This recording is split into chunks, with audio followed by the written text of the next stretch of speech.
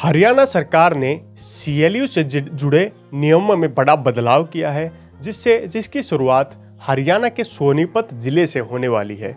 अगर सोनीपत के रिकॉर्ड्स को उठाकर देखें तो प्रदेश भर में सबसे ज़्यादा सीएलयू सोनीपत जिले में ही देखने को मिली है और पिछले दिनों अक्टूबर महीने में एक दिन के अंदर लगभग 50% से भी ज़्यादा सीएलयू एकमात्र सोनीपत जिले में ही देखने को मिली है। सीएलयू का मतलब होता है चेंज फॉर लैंड यूज, यानी कि आप अब अपनी एग्रीकल्चर लैंड कृषि योग्य भूमि को जब रेजिडेंशियल, कमर्शियल या अन्य आर्थिक गतिविधियों में शामिल करवाने का काम करते हैं तो आपकी ज़मीन का सीएलयू हो जाता है, यानी कि आपकी ज़मीन का लैंड यूज आप बदलवाना चाहते हैं वो होता है। पहले ज़मीन का लैंड यूज बदलवाने में काफ़ी प्रकार के रुकावटें आती थी, आसानी से यह कार्य नहीं हो पाता था और काफ़ी व्यक्ति तो लैंड यूज का प्रयोग भी नहीं कर पाते थे। लेकिन अब इसे सरकार द्वारा विकास कार्यों में लगातार हो रही बाधा को देखते हुए हटाने का काम किया है और इस नियम में बड़ा बदलाव देखने को मिला है। सीएलयू नियम में बड़ा बदलाव हुआ है। चलिए जानते हैं कौन सा वो बड़ा बदलाव है जो सीएलयू नियम में हरियाणा सरकार द्वारा किया गया है। Change for land use, CLU का मतलब होता है चेंज फॉर लैंड यूज में आवेदकों को बड़ी राहत देने का कार्य किया गया है। अब सीएलयू को लेना आसान बना दिया गया है। जिस भूमि पर आप सीएलयू लेना चाहते हैं उस पर अगर पहले का जो नियम था उसके अनुसार 10 या 10 से अधिक इंडस्ट्री या अन्य व्यावसायिक जो प्रतिष्ठान थे उनको एक क्लस्टर के रूप में मिल करके आवेदन करना पड़ता था कि हम इस ज़मीन को लैंड यूज को चेंज करवाना चाहते हैं और यहाँ पर एक क्लस्टर की स्थापना करना चाहते हैं। तो क्लस्टर के रूप में जब आप आवेदन करते थे तो अब उस आवेदन को आपको क्लस्टर के रूप में करने की आवश्यकता नहीं पड़ेगी। आप अकेले भी आवेदन करके अपनी ज़मीन का सीएलयू करवा सकते हैं। उस भूमि को पॉकेट क्लस्टर मानकर सीएलयू देने का काम सरकार द्वारा किया जाएगा, जिससे विकास कार्यों में तेजी देखी जाएगी। पहले सीएलयू के लिए 10 या 10 से अधिक व्यक्ति जब मिलकर क्लस्टर के रूप में कार्य करते थे और आवेदन करते थे, उन्हें काफ़ी समस्याएं होती थी क्योंकि 10 व्यक्तियों को लगातार या 10 से ज़्यादा व्यक्तियों को एक साथ में एक मंच पर लाना और फिर आवेदन करना काफ़ी जटिल प्रक्रिया थी। अब जो नया बदलाव किया गया है, नए बदलाव के अनुसार अगर आपकी ज़मीन के आसपास 15 से 20 फैक्ट्रियां हैं बनी हुई हैं तो आप आसानी से उस ज़मीन का सीएलयू करवा सकते हैं, क्योंकि विभाग उन फैक्ट्रीज एरिया को पॉकेट क्लस्टर मान करके आपकी ज़मीन का सीएलयू आसानी से दे देगा। सीएलयू प्रमाण पत्र आसानी से आपको प्रदान करने का भी कार्य करेगा। नॉर्मल तरीके से सीएलयू लगभग 45 दिन में आसानी से मिल भी जाता है और कई बार इसे वर्षों तक का भी समय लग जाता है। सीएलयू प्रमाण पत्र कंट्रोल्ड एरिया में किसी भी कृषि भूमि को व्यावसायिक भूमि में बदलने के लिए दिया जाता है। सोनीपत में सीएलयू के मामलों को अगर रिकॉर्ड उठाकर हम देखें तो पूरे प्रदेश में 1 जनवरी 2023 से लेकर के 11 अक्टूबर 2023 तक पूरे प्रदेश में 546 सीएलयू प्राप्त किए गए। इनमें से सोनीपत जिले में 144 सीएलयू प्राप्त किए गए, जो कि सैकड़ों के आंकड़ों को क्रॉस करने का काम करते हैं और पूरे प्रदेश में इनकी संख्या सबसे ज़्यादा देखने को मिलती है। 11 अक्टूबर को 13 सीएलयू कुल हुए थे, जिनमें से एकमात्र 8 सीएलयू सोनीपत क्षेत्र में ही देखने को मिले थे। क्लस्टर बेस स्कीम के तहत सीएलयू की पॉलिसी में बड़े बदलाव हुए हैं। 10 लोग खाली ज़मीन पर भी सीएलयू ले सकते हैं और एक व्यक्ति पॉकेट क्लस्टर के तहत एग्रीकल्चर लैंड को भी अपनी लैंड में चेंज करवा करके सीएलयू प्राप्त कर सकता है। लेकिन उसके लिए क्राइटेरिया यह रहेगा कि उस किसान, जो व्यक्ति जो सीएलयू लेना चाहता है उसकी ज़मीन 15 से 20 फैक्ट्रियों के एरिया में हो और वहां पर पहले से सीएलयू दिया जा चुका हो, तो आसानी से उस किसान को सीएलयू सरकार द्वारा देने का भी कार्य किया जाएगा। सीएलयू से कई प्रकार के फायदे भी लोगों को होने वाले हैं, जिनमें हम बात करते हैं ज़मीन के महंगे रेट। अगर आप अपनी ज़मीन के एग्रीकल्चर लैंड से अपनी ज़मीन का सीएलयू करवा करके आप कमर्शियल लैंड में प्रयोग में लाना चाहते हैं तो भी आपको इसके कई फ़ायदे देखने को मिलेंगे। सबसे पहला फ़ायदा यह होगा, आपकी ज़मीन का रेट काफ़ी महंगा हो जाएगा, जिससे एग्रीकल्चर लैंड को एक थोड़े निम्न रेट के दर्जे के रूप में देखा जाता है। सभी लैंड्स जो हरियाणा में हैं वो कृषि योग्य भूमि में ज़्यादातर मानी जाती हैं। जब CLU आप चेंज ऑफ लैंड यूज का प्रयोग करके अपने एरिया को कमर्शियल लैंड में प्रयोग करवा लेते हैं तो आपकी ज़मीन का रेट ऑटोमेटिकली महंगा हो जाएगा। नंबर 2, वैध एरिया।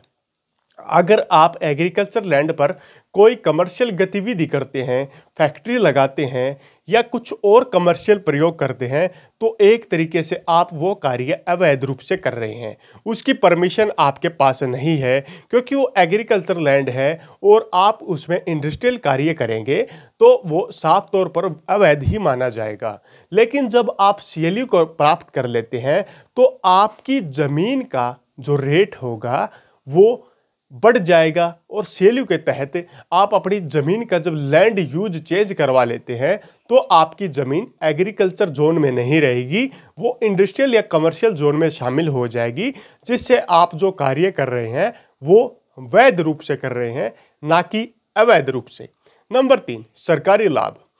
CLU करवाने के बाद जो एरिया होता है उन्हें काफ़ी फ़ायदा देखने को मिलता है। CLU में सरकारी लाभ काफ़ी ज़्यादा मिल जाता है, जिससे फैक्ट्री जो इंडस्ट्रियल एरिया उसको काफ़ी ज़्यादा फ़ायदा देखने को मिलता है। वहाँ का जो रोड निर्माण है, जब आप किसी ज़मीन पर CLU लेते हैं वहाँ रोड्स का निर्माण, इंफ्रास्ट्रक्चर, स्ट्रीट लाइट्स, इस प्रकार की सुविधाएं सरकार आपको देने का कार्य ज़रूर करती है। लेकिन जब आप कृषि योग्य भूमि यानी कि एग्रीकल्चर जोन में कार्य करते हैं और CLU आपके पास नहीं है तो आपको खतरा भी रहेगा कि सरकार प्रशासन पता नहीं कब इस इंडस्ट्रियल एरिया को अवैध घोषित करके यहाँ पर बुलडोजर चलाने का काम कर सकता है। लेकिन सरकारी लाभ इस प्रकार होगा, जब आप CLU करवा लेंगे तो सरकारी फ़ायदा आपको सरकार द्वारा दिया जाएगा। Number 4, property ID। जब आप CLU करवा लेते हैं तो आपकी जो प्रॉपर्टी होगी CLU होने के बाद सरकार द्वारा उसे वैध करके वहाँ पर एक प्रॉपर्टी ID जारी करने का काम करेगा, जिस प्रॉपर्टी ID का प्रयोग आप इन फ्यूचर हर बेनिफिट तरीके से ले सकते हैं। प्रॉपर्टी ID मिलने से आपकी ज़मीन को कई गुना फ़ायदा होगा। इस प्रकार CLU के कई फ़ायदे होते हैं। एक फ़ायदा CLU का यह भी होता है कि सरकार जब किसी एरिया से ज़मीन अधिग्रहण करती है तो CLU में हुई ज़मीन को उस आसपास की ज़मीन से महंगा रेट मिलता है, क्योंकि वो इंडस्ट्रियल या कमर्शियल जोन की ज़मीन हो चुकी होती है, जिसके लिए शुरुआती दौर में आपको प्रति हर गज के हिसाब से सरकार को पैसे भी पे करने पड़ते हैं CLU प्रमाण पत्र लेने से पहले। अब कुछ पॉइंट्स पर और बारीकी से ध्यान देते हैं। हरियाणा सरकार ने CLU से जुड़े नियमों में जो बदलाव किया है, पहले मेरे साइड में आपको एक लेटर शो हो रहा होगा जो हरियाणा में CLU के विभिन्न प्रकार के रूल्स को दिखाने का कार्य करता है कि कौन कौन से रूल्स हैं। चलिए एक एग्जाम्पल के तौर पर कुछ रूल्स को जानने का काम करते हैं। मेरे साइड में या स्क्रीन पर आपको जो लेटर दिखाई दे रहा है वह हरियाणा सरकार की के द्वारा जारी लेटर है, जो 8 तारीख 11वां महीना 2017 का लेटर आपको शो हो रहा है। इस लेटर में एक नंबर, यहाँ पर पहले बात कर लेते हैं किस किस प्रकार से CLU इस लेटर के अनुसार बताया गया है।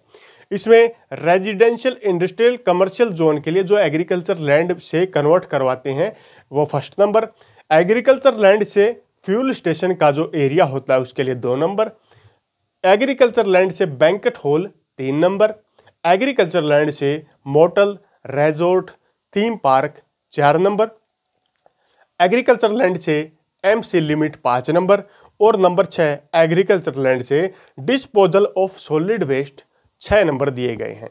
इस प्रकार मुख्य रूप से हरियाणा में 6 तरीके का CLU सरकार द्वारा दिया जाता है, जिनमें पहले CLU की हम बात करते हैं रेजिडेंशियल, इंडस्ट्रियल, कमर्शियल एरिया के लिए। यहाँ पर एक्सेस कम से कम 33 फीट का रोड होना चाहिए। यहाँ पर अगर बात करें प्रक्रिया एक्सेस में XEN, PWD और B&R साइट शेड्यूल के अनुसार रोड्स बना होना चाहिए। नंबर 3, जो नेशनल हाईवे से सटी जमीन में 7 मीटर का वाइड सर्विस रोड होने पर ही आपको CLU दिया जाएगा।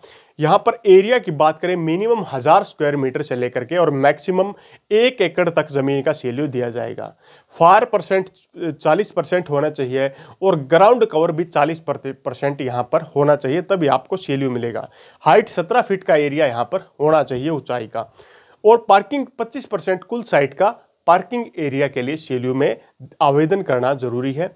इस प्रकार ये सीएलयू का एक्सेस होता है प्राप्त करने का, जो रेजिडेंशियल इंडस्ट्रियल कमर्शियल जोन में होता है। इसके अलावा एक रूल्स और था कि आसपास में फैक्ट्री एरिया नहीं होने से या 10 से 15 व्यक्ति मिलकर ही आवेदन कर सकते थे। उस रूल को सरकार में दोबारा बड़ा बदलाव करके चेंज कर दिया गया है। नंबर 2, फ्यूल स्टेशन की बात करें। फ्यूल स्टेशन के लिए क्राइटेरिया होना चाहिए, आसपास में किसी ज्वलनशील पदार्थ की कोई कंपनी फैक्ट्री नहीं होनी चाहिए, जमीन का सर्वे भी करवाना जहाँ काफ़ी जरूरी होता है। Number 3, banquet hall. Banquet hall के लिए क्राइटेरिया और पार्किंग की काफ़ी खास आवश्यकता पड़ती है। Number 4, motel resort theme park के लिए भी ओपन एरिया होना चाहिए, जहाँ पर अगर वाहन बाहर से आते हैं इन पार्क्स में तो ज़्यादा भीड़ न बन पाए रोड एरिया में। नंबर 5, एमसी लिमिट, जो म्यूनिसिपल का एरिया होता है उसकी जो क्राइटेरिया की लिमिट होती है उसके अनुसार इसे दायर करने का काम किया जाता है। नंबर 6, ज़्यादातर इंडस्ट्रियल जोन के लिए या ज़्यादातर मास्टर प्लान्स में एक सॉलिड वेस्ट के लिए ज़्यादातर कृषि योग्य जो पंचायती भूमि होती है उसे भी प्रयोग में लाया जाता है। तो number 6, change of land use में इस प्रकार इन्हें कार्य में लाया जा सकता है। अभी देखने का विषय होगा कि इस सीलियो के बदलने के नियम से कितना फायदा सोनीपत और प्रदेश भर के लोगों को होने वाला है। चलिए जानते हैं काफ़ी जल्द आपके समक्ष। इसी के साथ अगले वीडियो तक आप लोगों से विदा लेते हैं। तब तक के लिए जय हिंद, जय भारत।